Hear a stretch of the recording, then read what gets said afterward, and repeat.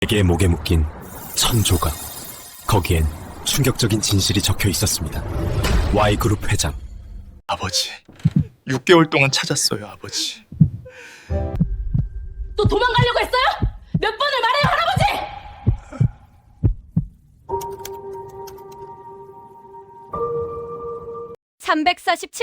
347번 어디 갔어요? 요양보호사의 날카로운 목소리가 복도에 울렸습니다. 아, 진짜 또 배회하시네. 347번. 노인은 멈춰섰습니다. 자신의 이름이 347번이라는 것을 이제는 그것조차 기억하지 못했습니다. 할아버지, 여기가 어딘 줄 알아요? 여긴 무연고자 시설이에요. 보호자도 없고 돈도 없는 사람들이 오는 곳이라고요. 노인의 눈에 눈물이 고였습니다. 집에 가야 합니다. 할아버지 집이 어디예요? 기억도 못 하잖아요. 그 순간이었습니다. 시설 밖에서 개 짖는 소리가 들렸습니다. 노인의 눈동자가 흔들렸습니다. 뭔가 기억 깊은 곳에서 울려 퍼지는 소리. 그 개는 매일 같은 시간, 같은 장소에서 노인을 기다리고 있었습니다. 저 개가 또 왔네. 쫓아내야겠어. 하지만 노인은 알고 있었습니다. 자신의 이름도 과거도 잊었지만 저 개만큼은 절대 잊어서는 안 된다는 것을. 그 개의 이름은 대장이었습니다. 정확히는 골목대장. 5년 전부터 이 동네를 지키던 떠돌이 개였습니다. 사람들은 대장을 귀찮아했습니다. 쓰레기통을 뒤지고 밤에 지저댄다고 민원을 넣었습니다. 동네 주민들은 몇 번이나 보건소에 신고했습니다. 하지만 대장은 잡히지 않았습니다. 영리했고 빨랐으며 무엇보다 이 골목의 지리를 너무나 잘 알고 있었습니다. 그런 대장이 유일하게 경계를 풀고 다가간 사람이 있었습니다. 바로 그 노인이었습니다. 노인은 매일 아침 골목 끝에서 폐지를 주었습니다. 허리는 90도로 굽었고 손은 관절염으로 부들부들 떨렸습니다. 낡은 손수레를 끌고 다니며 골판지를 모았습니다. 처음 대장이 노인에게 다가간 건 3년 전 겨울이었습니다. 노인이 길가에 쓰러져 있었습니다. 눈보라가 몰아치던 날이었습니다. 대장은 노인의 곁에서 밤새 지켰습니다. 자신의 체온으로 노인을 덮었고 사람들이 지나갈 때마다 지저댔습니다. 다음 날 아침 지나가던 청년이 노인을 발견했습니다. 할아버지, 괜찮으세요? 노인은 간신히 눈을 떴습니다. 그리고 자신의 옆에서 떨고 있는 개를 보았습니다. 고맙습니다. 그 말이 전부였습니다. 노인은 그 개의 이름도 자신의 이름도 기억하지 못했습니다. 하지만 고마운 만큼은 확실히 느꼈습니다. 그날 이후 대장은 노인의 그림자가 되었습니다. 노인이 폐지를 주우러 나가면 대장은 뒤를 따랐습니다. 노인이 좁은 골방에서 잠을 자면 대장은 문 앞을 지켰습니다. 노인이 끼니를 걸으면 대장은 어디선가 빵을 물어다 주었습니다. 사람들은 이상하게 여겼습니다. 저게 왜 저 할아버지만 따라다니는 거야? 할아버지가 밥을 주나 보지 뭐. 하지만 그게 아니었습니다. 노인은 자신의 밥도 제대로 못 먹는 사람이었습니다. 대장에게 줄 수 있는 건 아무것도 없었습니다. 그럼에도 대장은 떠나지 않았습니다. 어느 날 동네 슈퍼주인 아주머니가 말했습니다. 저 할아버지 원래부터 여기 사셨나? 글쎄요. 한 5년쯤 됐나? 어느 날 갑자기 나타나셨는데 아무도 모르더라고요. 가족은요? 모르죠. 말도 제대로 안 하시고 물어봐도 잘 모르겠습니다만 하시니까요. 노인은 완전한 무연고자였습니다. 주민등록상 주소도 없고 보호자도 없었습니다. 행정상으로는 존재하지 않는 사람이었습니다. 그렇게 노인은 골목의 투명인간으로 살아갔습니다. 대장만이 그를 기억했고 대장만이 그를 지켰습니다. 하지만 평온은 오래가지 못했습니다. 어느 날 아침 노인이 길에서 쓰러졌습니다. 이번엔 일어나지 못했습니다. 119가 출동했고 노인은 병원으로 실려갔습니다. 대장은 구급차를 따라 뛰었습니다. 병원 입구까지 따라갔지만 보안 요원에게 쫓겨났습니다. 걔는 못 들어가. 저리 가. 대장은 병원 밖에서 하루 종일 기다렸습니다. 밤이 되고 새벽이 되어도 노인은 나오지 않았습니다. 같은 시각 서울 강남의 한 고층 빌딩. 회장님이 사라지신 지 벌써 6개월입니다. 중년 남성이 회의실에서 보고했습니다. 대기업 Y그룹의 상무이사였습니다. 경찰, 병원, 요양원, 심지어 노숙인 쉼터까지 다 뒤졌습니다. 하지만 단서가 전혀 없습니다. 회의실에 앉은 사람들의 표정이 어두웠습니다. 그들은 모두 한 사람을 찾고 있었습니다. Y그룹 회장 윤태수. 윤태수는 맨손으로 제국을 세운 사람이었습니다. 30년 전 작은 무역회사로 시작해 지금은 연 매출 2조 원의 대기업을 일궜습니다. 하지만 3년 전부터 이상 징후가 나타났습니다. 상무님, 오늘 회의가 몇 시죠? 같은 질문을 하루에 10번도 더 했습니다. 중요한 결제 서류를 잊어버렸고 임원 이름도 헷갈려 했습니다. 가족들은 병원에 데려갔습니다. 진단은 조기 치매였습니다. 아버지, 이제 치료받으셔야 해요. 하지만 윤태수는 완강히 거부했습니다. 나는 괜찮아. 회사 일이 바빠서 그래. 자존심이 강한 사람이었습니다. 평생을 일만 하며 살아온 사람. 자신이 무너지는 모습을 보이고 싶지 않았습니다. 그리고 어느 날 윤태수는 집을 나섰습니다. 잠깐 산책하고 올게. 그것이 가족들이 들은 마지막 말이었습니다. 윤태수는 돌아오지 않았습니다. 휴대폰은 꺼져 있었고 신용카드 사용 내역도 없었습니다. 감쪽같이 사라진 것이었습니다. 가족들은 미쳐 날뛰었습니다. 장남 윤지우는 경찰서를 찾아갔습니다. 아버지가 실종되셨어요. 치매 환자시거든요. 실종 신고 접수하겠습니다. 하지만 성인 치매 환자의 경우 무연고자로 분류되면 개인정보보호법상 확인이 어렵습니다. 무슨 소리예요? 제가 아들인데. 본인 확인이 안 되면 저희도 방법이 없습니다. 무연고 시설들은 개별적으로 운영되고 개인정보를 공개하지 않거든요. 윤지우는 절망했습니다.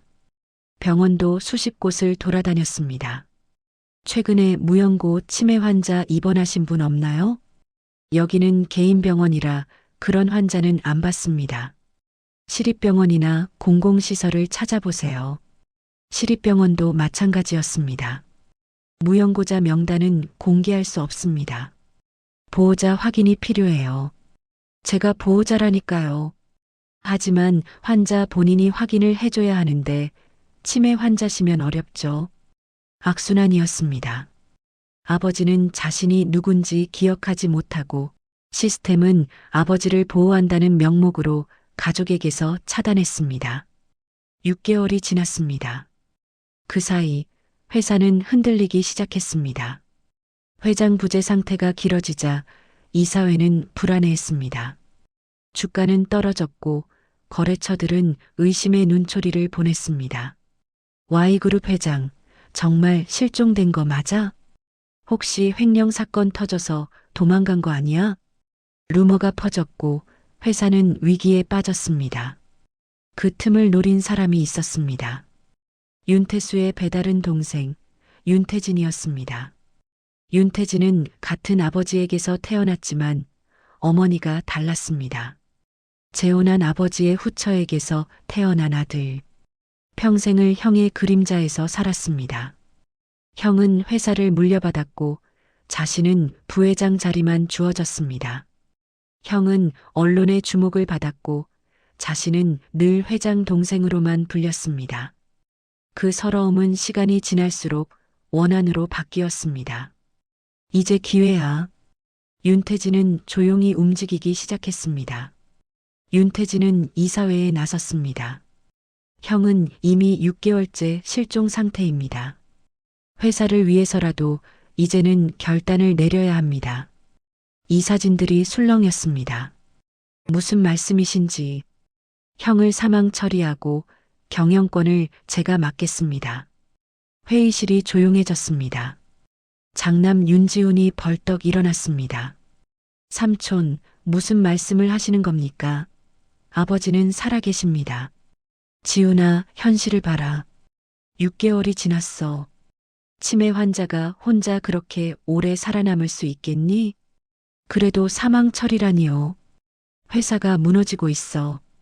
주가는 30%나 떨어졌고 거래처들은 계약을 취소하고 있어.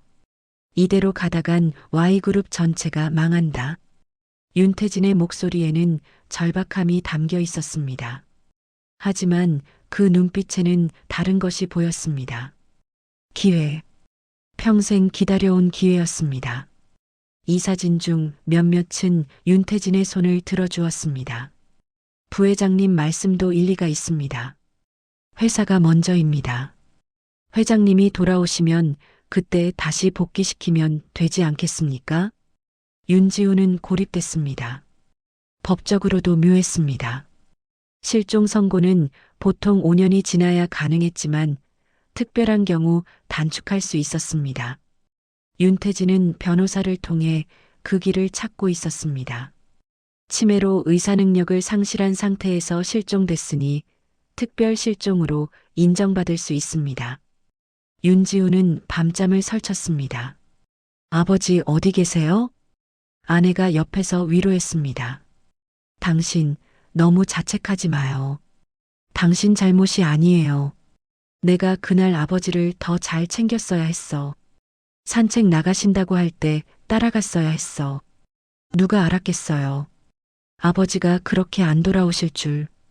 윤지훈은 사설탐 전까지 고용했습니다. 전국의 무연고 시설, 노숙인 쉼터, 요양병원 리스트입니다. 하나씩 다 확인하겠습니다. 하지만 쉽지 않았습니다.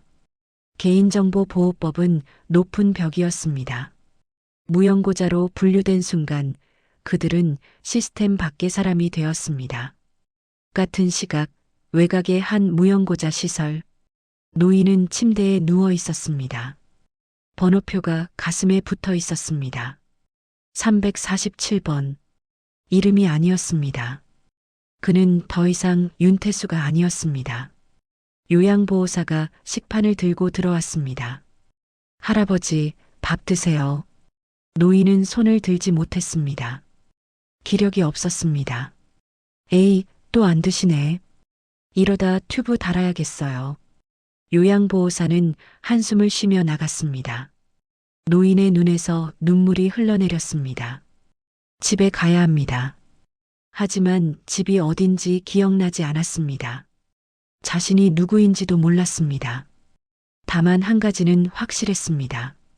어딘가에 자신을 기다리는 누군가가 있다는 것. 그리고 그 순간 창밖에서 개 짖는 소리가 들렸습니다. 대장이었습니다. 대장은 노인이 실려간 후 병원을 찾았습니다. 하지만 노인은 이미 무연고자 시설로 옮겨진 후였습니다. 대장은 노인의 냄새를 따라 이곳까지 왔습니다. 50km가 넘는 거리였습니다. 발바닥은 피투성이었고 몸은 비쩍 말랐습니다. 하지만 대장은 멈추지 않았습니다. 시설 직원이 대장을 쫓아냈습니다.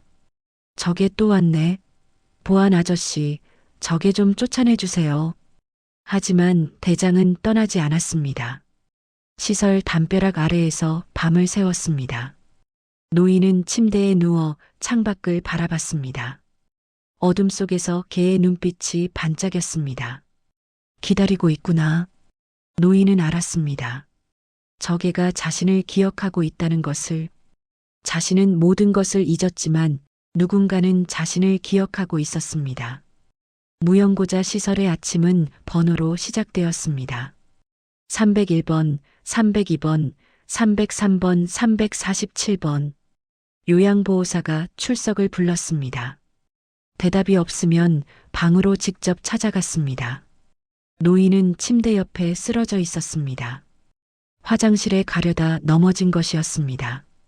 아이고, 347번 또 넘어졌네. 할아버지, 왜 혼자 일어나려고 해요? 불러야지. 요양보호사가 짜증 섞인 목소리로 말했습니다. 죄송합니다. 뭐가 죄송해요? 맨날 똑같은 일 반복하고 벨 누르는 것도 기억 못 하세요? 노인은 고개를 숙였습니다. 요양보호사는 노인을 부축해 침대에 눕혔습니다. 익숙한 동작이었지만 친절함은 없었습니다. 할아버지, 여긴 돈 내고 오는 요양원 아니에요. 무료시설이란 말이에요. 그러니까 불평하지 말고 조용히 지내세요. 노인은 대답하지 못했습니다. 목소리가 나오지 않았습니다. 식사 시간. 식당에는 50명이 넘는 노인들이 앉아 있었습니다. 모두 무연고자들이었습니다. 가족도 없고 연락할 사람도 없는 사람들. 347번, 여기 앉아요. 노인은 구석 자리에 앉았습니다. 식판이 놓였습니다. 미지근한 죽과 김치 몇 조각. 국물은 짠지 싱거운지도 모를 맛이었습니다. 노인은 숟가락을 들었지만 손이 떨렸습니다. 숟가락이 식판에 떨어졌습니다. 에휴, 347번 또 흘렸네. 할아버지, 그러니까 주의 좀 하세요. 요양보호사가 걸레를 들고 왔습니다. 다른 노인들이 쳐다봤습니다. 노인은 고개를 더 숙였습니다. 부끄러웠습니다. 하지만 무엇이 부끄러운지조차 기억나지 않았습니다. 오후 운동 시간. 자, 다들 손 들고 내리고. 347번, 할아버지도 따라하세요. 노인은 손을 들려고 했지만 어깨가 아팠습니다. 관절염이 심했습니다. 에이, 할아버지. 운동 안 하면 더 굳어요. 억지로라도 해야죠. 요양보호사가 노인의 팔을 억지로 올렸습니다. 아, 노인이 신음했습니다. 아이고, 이 정도도 못 참아요? 다른 분들 다 하고 있잖아요. 노인은 이를 악물었습니다. 아프지 않은 척했습니다. 그날 밤이었습니다. 노인은 화장실에 가고 싶었습니다. 하지만 밤에는 요양보호사를 부르면 안 된다는 것을 알았습니다. 밤에 깨우는 할아버지들 때문에 우리가 얼마나 힘든지 아세요? 그 말이 기억났습니다. 노인은 참으려 했습니다. 하지만 참을 수 없었습니다. 결국 침대를 적셨습니다. 아침에 발각됐습니다. 아니, 347번. 또 이러셨어요? 할아버지, 기저귀 차시라고 했잖아요. 죄송합니다, 죄송합니다. 죄송하다고 해결돼요? 우리가 청소해야 하는데. 진짜 하루 종일 일인데 이렇게 일 더 만들면 어떡해요? 요양보호사의 목소리가 복도까지 울렸습니다. 다른 노인들이 고개를 돌렸습니다. 누군가는 동정하는 눈빛이었고 누군가는 저러니까 무연고자지하는 눈빛이었습니다. 노인은 온몸이 떨렸습니다. 수치심이었습니다. 하지만 그보다 더 괴로운 건 자신이 왜 이런 대우를 받아야 하는지 모른다는 것이었습니다. 나는 누구인가? 노인은 혼잣말을 했습니다. 그때였습니다. 창밖에서 또 개 짖는 소리가 들렸습니다. 와랄, 와랄랄. 대장이었습니다. 대장은 매일 같은 시간에 왔습니다. 시설 담벼락 아래에서 노인을 향해 짖었습니다. 저게 정말 성가시네. 보안 아저씨, 좀 쫓아내주세요. 보안 요원이 몽둥이를 들고 나갔습니다. 이게 새끼야. 여기 매일 왜 와? 썩 꺼져. 몽둥이가 휘둘러졌습니다. 대장은 피했지만 다리에 맞았습니다. 기잉. 대장이 비명을 질렀습니다. 노인은 창가로 다가갔습니다. 눈에 눈물이 고였습니다. 가가라. 노인이 작은 목소리로 말했습니다. 다치지 말고 가. 하지만 대장은 떠나지 않았습니다. 다친 다리를 절뚝이면서도 담벼락 아래에 앉았습니다. 노인을 바라봤습니다. 그 눈빛에는 말이 있었습니다. 나는 당신을 기억합니다. 노인은 그 순간 깨달았습니다. 세상이 자신을 잊어도, 시스템이 자신을 번호로 부르고, 사람들이 자신을 무시해도 적에만큼은 자신을 기억하고 있다는 것을. 고맙다. 노인의 눈에서 눈물이 흘러내렸습니다. 그날 밤 노인은 쓰러졌습니다. 탈수와 영양실조였습니다. 응급실로 실려갔습니다. 대장은 구급차를 따라 병원까지 뛰어갔습니다. 병원 침대 위, 노인은 의식을 잃었다 깨기를 반복했습니다. 링거가 꽂혔고 심전도 모니터가 삐삐 울렸습니다. 의사가 간호사에게 말했습니다. 영양 상태가 최악입니다. 몇 달을 제대로 못 드신 것 같은데요. 무연고자 시설에서 왔다고 합니다. 보호자는요? 없습니다. 347번으로만 등록되어 있어요. 의사는 한숨을 쉬었습니다. 이런 경우가 참 많아요. 치매로 신원을 잃고 시스템 밖으로 밀려나는 노인들. 어떻게 해드려야 할까요? 일단 안정시키고 사회복지사에게 연락하세요. 다른 시설로 옮겨야 할 것 같습니다. 그날 밤이었습니다. 노인의 기억에 무언가 스쳤습니다. 꿈이었을까, 환상이었을까? 유리로 된 넓은 회의실, 길게 놓인 테이블, 정장을 입은 사람들. 회장님, 결제 부탁드립니다. 누군가 서류를 내밀었습니다. 노인은 펜을 들었습니다. 익숙한 동작이었습니다. 윤태수? 자신의 이름을 썼습니다. 그 순간 노인의 눈이 떠졌습니다. 윤태수? 작은 목소리였습니다. 간호사는 듣지 못했습니다. 노인의 머릿속에 더 많은 장면이 스쳤습니다. 30년 전 작은 사무실. 태수야, 이거 계약서 맞아? 금액 0이 하나 더 있는 것 같은데? 맞습니다. 우리가 해낼 겁니다. 미쳤나? 이 돈을 어떻게 벌어? 믿고 따라와 주십시오. 제가 책임지겠습니다. 젊은 시절의 자신이었습니다. 패기 넘치고 두려움 없던 시절. 또 다른 장면. 아들이 태어나던 날. 축하합니다. 아드님입니다. 간호사가 아기를 안겨줬습니다. 작고 따뜻한 생명. 지훈아, 아빠가 지켜줄게. 노인의 눈에서 눈물이 흘렀습니다. 지훈. 그 이름을 불렀습니다. 간호사가 알아챘습니다. 할아버지, 지금 뭐라고 하셨어요? 지훈네 아들.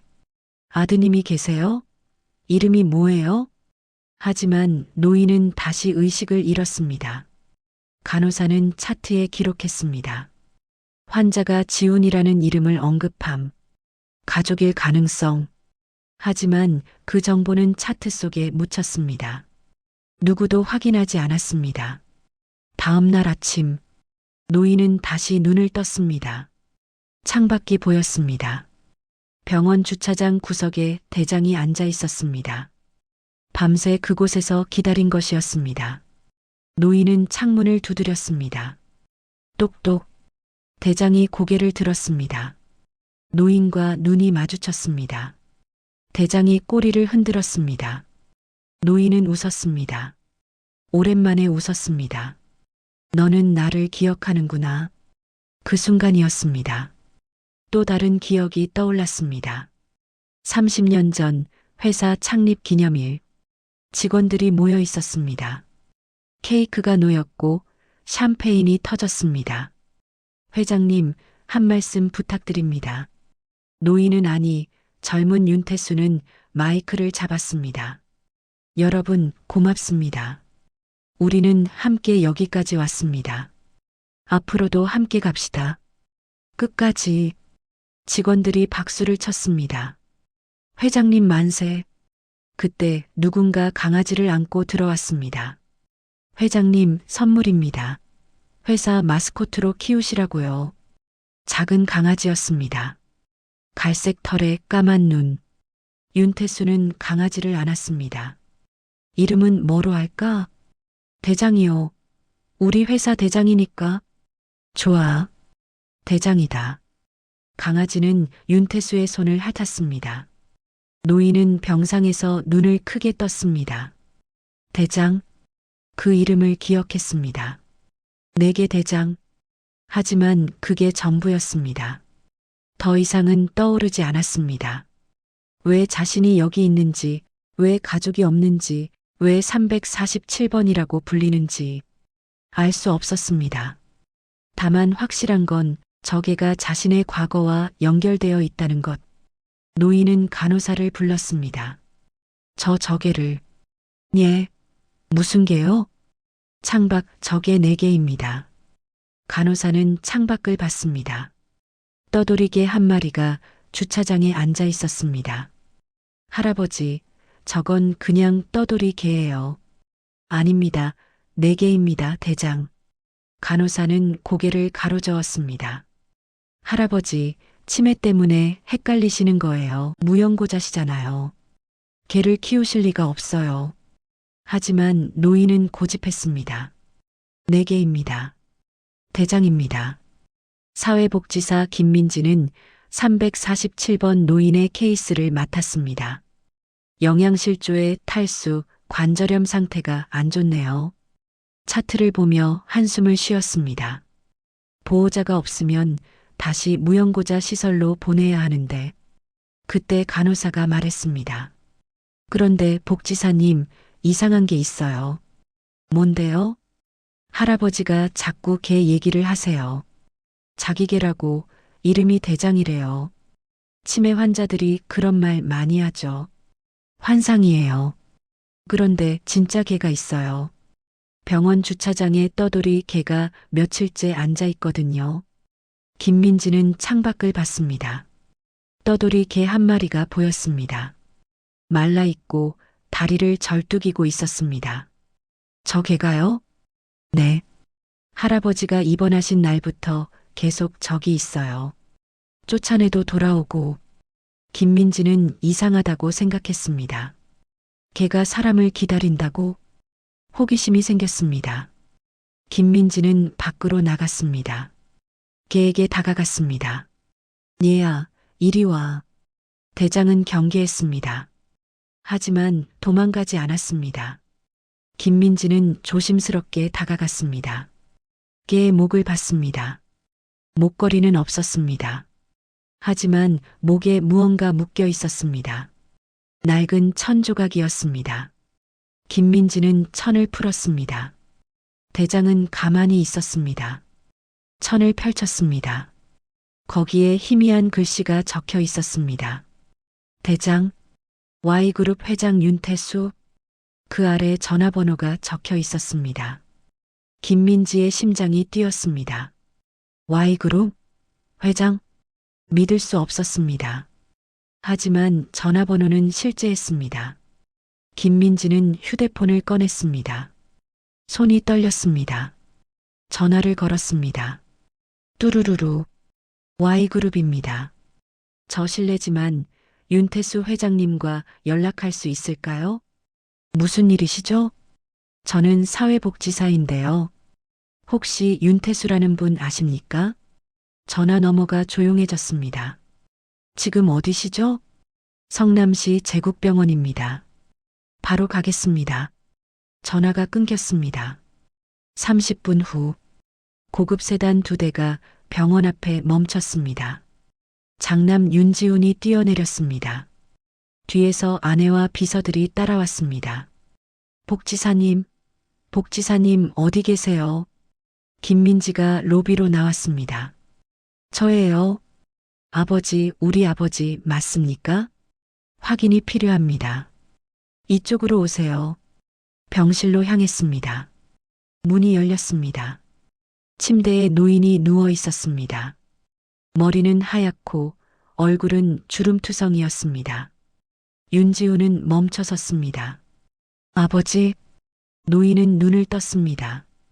윤지훈을 봤습니다. 아무런 반응이 없었습니다. 아버지, 저예요. 지훈이요. 아들이에요. 노인은 고개를 가웃거렸습니다. 지훈? 그 이름은 기억했습니다. 하지만 눈앞의 사람이 누군지는 몰랐습니다. 윤지훈의 눈에서 눈물이 쏟아졌습니다. 아버지, 아버지. 무릎을 꿇고 아버지 손을 잡았습니다. 6개월 동안 찾았어요. 온 나라를 뒤졌어요. 아버지, 어떻게 이렇게. 노인은 그제야 무언가 느꼈습니다. 이 사람이 슬퍼하고 있다는 것을, 자신 때문이라는 것을. 미안합니다. 무슨 말씀이세요? 저희가 미안하죠. 아버지를 지키지 못해서. 김민지가 1,000조각을 내밀었습니다. 이게 계목에 묶여 있었습니다. 윤지훈은 1,000을 받아들었습니다. 아버지의 필체였습니다. 이건 아버지가 치매 진단받으시고 나서 쓰신 거예요. 혹시 길을 잃을까봐. 걔는요? 회사 마스코트였어요. 아버지가 창립 초기에 키우셨던. 윤지훈은 창밖을 봤습니다. 대장이 주차장에서 이쪽을 바라보고 있었습니다. 대장이 아버지를 지켰구나. 윤지훈은 밖으로 나갔습니다. 대장에게 다가갔습니다. 대장은 경계하지 않았습니다. 오히려 꼬리를 흔들었습니다. 고마워. 정말 고마워. 윤지훈은 대장을 안았습니다. 대장은 윤지훈의 얼굴을 핥았습니다. 병실안. 노인은 창밖을 봤습니다. 아들이 대장을 안고 있는 모습이 보였습니다. 노인의 눈에서 눈물이 흘렀습니다. 내 아들 내게. 희미하게 기억이 떠올랐습니다. 완전하지 않았습니다. 하지만 충분했습니다. 자신에게 가족이 있다는 것, 자신을 찾는 사람이 있다는 것, 그것만으로도 충분했습니다. 다음 날 Y그룹 본사는 발칵 뒤집혔습니다. 회장님이 발견되셨습니다. 소식이 퍼지자 임직원들이 술렁였습니다. 6개월간의 불안이 끝나는 순간이었습니다. 윤지훈은 긴급 이사회를 소집했습니다. 아버지를 찾았습니다. 지금 병원에 계십니다. 이사진들이 안도의 한숨을 쉬었습니다. 하지만 한 사람만은 달랐습니다. 윤태진이었습니다. 형님이 정말로. 목소리가 떨렸습니다. 하지만 그건 기쁨이 아니었습니다. 네, 삼촌. 아버지 맞습니다. 어디서 발견됐나? 무연고자 시설이었습니다. 회의실이 조용해졌습니다. 윤태진은 침착함을 유지하려 했습니다. 그래도 다행이군. 하지만 지훈아, 현실적으로 생각해야 한다. 형님은 치매 환자야. 경영은 어렵지 않겠나? 그건 아버지께서 회복되신 후에 결정하실 문제입니다. 회복? 치매가 회복이 되나? 윤태진의 목소리가 날카로워졌습니다. 삼촌, 무슨 말씀이십니까? 나는 회사를 생각하는 거야. 감정적으로 판단하면 안 돼. 윤지훈은 차갑게 웃었습니다. 삼촌은 아버지를 생각하지 않으시는군요. 뭐? 저는 조사를 했습니다. 지난 6개월간 삼촌이 무슨 일을 하셨는지. 윤태진의 얼굴이 굳었습니다. 윤지훈은 서류 뭉치를 테이블에 던졌습니다. 이게 뭡니까? 서류에는 실종 신고 기록이 있었습니다. 그리고 수색방에 정황도 담겨 있었습니다. 무연고자 시설 리스트를 입수하고도 확인하지 않으셨죠? 일부러. 무슨 소리를? 또 있습니다. 아버지 사망 선고 신청 서류. 벌써 준비하셨더군요. 이사진들이 웅성거렸습니다. 윤태진은 발끈했습니다. 그건 회사를 위한 불가피한 조치였어. 불가피한 조치요? 아버지가 살아계실 가능성을 알면서도요? 증거가 어디 있어? 윤지훈은 노트북을 열었습니다. 화면에 이메일이 떴습니다. 삼촌이 사설탐정에게 보낸 이메일입니다. 무연고 시설 검색 결과는 보고하지 말 것. 수색은 형식적으로만 진행. 이게 뭡니까? 윤태진은 할 말을 잃었습니다. 삼촌은 아버지가 발견되지 않기를 바라셨죠. 그래야 회사를 차지할 수 있으니까. 지훈아, 오해야. 나는 오해가 아닙니다. 법무팀에서 이미 확인했습니다. 횡령 정황도 발견됐습니다. 윤태진의 얼굴이 창백해졌습니다. 아버지 실종 기간 동안 회사 자금 30억을 빼돌리셨더군요. 해외 계좌로. 이 사진들이 술렁였습니다. 이건 모함이야. 증거가 다 있습니다. 삼촌은 아버지를 찾는 척하면서 오히려 실종 상태를 이용하셨어요. 형제로서 할 짓입니까? 윤태진은 의자를 박차고 일어났습니다. 좋아. 그래, 난 형이 사라지길 바랐어. 평생 형 그림자에서 살았어. 이제는 내 차례라고 생각했어. 솔직한 고백이었습니다. 하지만 그 순간 윤태진은 모든 것을 잃었습니다. 이사회 결정에 따라 윤태진 부회장을 즉시 해임합니다. 횡령 혐의는 검찰에 고발하겠습니다. 윤태진은 비틀거렸습니다. 이럴 순 없어. 나도 이 회사의 주인이야. 주인은 아버지 한 분뿐입니다. 삼촌은 끝입니다. 보안 요원들이 윤태진을 데리고 나갔습니다. 회의실이 조용해졌습니다. 윤지우는 창밖을 봤습니다. 아버지, 이제 편히 쉬세요. 같은 시각 병원. 노인은 병실에 누워 있었습니다. 점점 기력을 회복하고 있었습니다. 윤지훈의 아내와 손자들이 찾아왔습니다.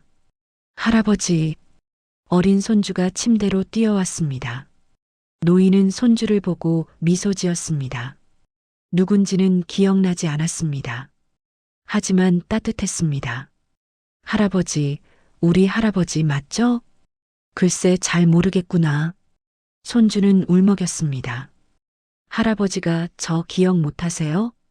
노인은 손주의 머리를 쓰다듬었습니다. 미안하다. 하지만 너는 좋은 아이 같구나. 손주는 할아버지 손을 꼭 잡았습니다. 저는 할아버지 기억해요. 절대 안 잊을 거예요. 노인의 눈에 눈물이 고였습니다. 고맙다. 그때 대장이 병실 문 앞에 나타났습니다. 병원 측이 특별히 허락한 것이었습니다. 대장은 침대로 다가갔습니다. 노인의 손을 핥았습니다. 노인은 대장을 쓰다듬었습니다. 너는 끝까지 나를 기억했구나. 대장이 꼬리를 흔들었습니다. 윤지훈이 들어왔습니다. 아버지, 모든 게 정리됐습니다. 이제 집으로 가시죠. 집? 네. 아버지 집으로요. 노인은 고개를 끄덕였습니다. 비록 그 집이 어딘지 기억나지 않았지만 가족이 있다는 것만으로 충분했습니다. 6개월 후 윤태수는 가족과 함께 살고 있었습니다. 강남의 넓은 집이었습니다. 기억은 완전히 돌아오지 않았습니다. 자신이 회장이었다는 것도 흐릿했고 회사를 어떻게 키웠는지도 몰랐습니다. 하지만 괜찮았습니다. 아침마다 식탁에 가족들이 모였습니다. 할아버지, 오늘 날씨 좋아요. 산책하실래요? 손주가 물었습니다. 그래, 좋지. 윤태수는 대장과 함께 산책을 나갔습니다. 요즘 대장은 윤태수의 그림자였습니다. 한강공원을 걸었습니다. 대장이 앞서 달렸다가 돌아오기를 반복했습니다. 윤태수는 벤치에 앉았습니다. 강물이 반짝였습니다. 아름답구나. 매일 보는 풍경이었지만 늘 새로웠습니다. 기억이 없으니 모든 게 처음이었습니다. 어떤 면에서는 축복이었습니다. 옆에 윤지훈이 앉았습니다. 아버지, 편하세요? 그래. 고맙다, 지훈아. 제가 고맙죠. 아버지를 다시 찾아서 나는 좋은 아들을 뒀구나. 윤지훈의 눈시울이 붉어졌습니다. 아버지, 회사는 걱정 마세요. 제가 잘 지키고 있습니다. 회사. 윤태수는 그 단어를 되뇌었습니다. 무슨 의미인지 정확히는 몰랐습니다. 하지만 중요한 무언가라는 건 느껴졌습니다. 너를 믿는다. 네, 아버지. 대장이 공을 물고 왔습니다. 윤태수의 발밑에 놓았습니다. 놀아달라고? 윤태수는 공을 던졌습니다. 대장이 신나게 쫓아갔습니다. 대장이가 아버지를 지켜줬어요. 6개월 동안. 그래, 고마운 녀석이지. 처음에는 이해가 안 됐어요. 걔가 어떻게 그렇게 먼 거리를 찾아갔는지. 사랑이었겠지. 네. 기억은 잊어도 사랑은 남는 것 같구나. 윤지우는 아버지를 바라봤습니다. 치매로 모든 걸 잊었지만 아버지는 여전히 지혜로웠습니다. 아버지, 그 말씀 맞아요. 집으로 돌아오는 길, 윤태수는 자신이 살던 골목을 지나갔습니다. 폐지를 줍던 그 골목. 여기 낯익은 것 같은데. 윤지우는 차를 세웠습니다. 아버지가 6개월 동안 계셨던 곳입니다. 윤태수는 차에서 내렸습니다. 골목을 걸었습니다. 슈퍼 주인 아주머니가 알아봤습니다. 어머, 할아버지, 어떻게 된 거예요? 안녕하세요. 가족 찾으셨어요? 정말 다행이다. 아주머니는 봉지를 하나 건넸습니다. 할아버지가 좋아하시던 거예요. 우유랑 식빵. 윤태수는 받아들었습니다. 고맙습니다. 아니에요. 할아버지 여기 계실 때 참 안쓰러웠어요. 말씀도 별로 안 하시고. 제가 여기 살았나요? 네. 저 골목 끝에 작은 방에서요. 윤태수는 골목 끝을 봤습니다. 희미한 기억이 스쳤습니다. 좁은 방, 추운 겨울, 그리고 곁을 지키던 대장. 힘들었겠구나. 윤지훈이 아버지 어깨를 안았습니다. 이제 괜찮습니다. 이제는 저희가 아버지를 지킬게요. 저녁 집에서 온 가족이 모였습니다. 큰 식탁에 음식이 가득했습니다. 건배, 잔을 부딪혔습니다. 윤태수는 가족들을 바라봤습니다. 이름은 다 기억나지 않았습니다.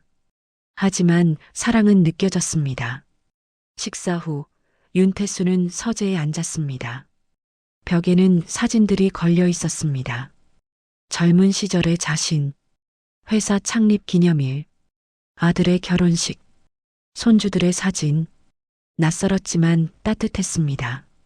대장이 옆에 앉았습니다. 윤태수는 대장을 쓰다듬었습니다. 너는 나를 기억하고 있지? 대장이 꼬리를 흔들었습니다. 고맙다. 내가 없었으면 나는 끝까지 길을 잃었을 거야. 윤태수는 창밖을 봤습니다. 도시의 불빛이 반짝였습니다. 자신이 저 도시에서 무엇을 했는지 몰랐습니다. 어떤 사람이었는지도 흐릿했습니다. 하지만 지금 이 순간, 가족과 함께 있는 이 순간만큼은 선명했습니다. 기억은 사라져도 괜찮아. 윤태수는 혼잣말을 했습니다.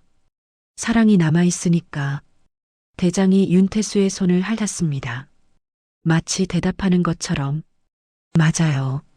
그걸로 충분해요.